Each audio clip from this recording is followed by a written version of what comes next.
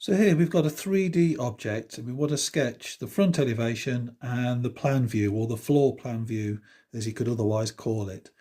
Now the front elevation, we're going to imagine if we're standing here, stood somewhere here, let's say a little person stood there, and we're looking at this building, what would we see? Now first of all I would see these two blocks here, so I'm just going to shade them in this diagram here.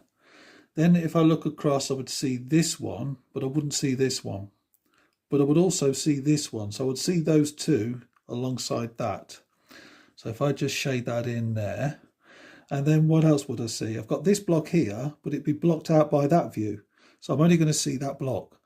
So therefore the front elevation will look something like this if you just shade all that in correctly.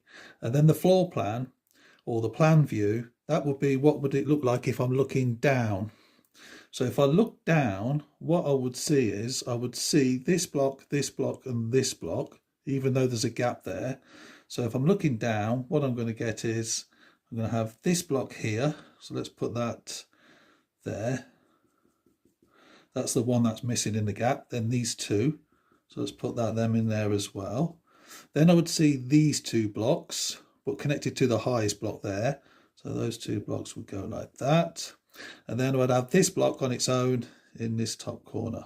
So if I'm looking down, that's what I would see. And that's these two questions done.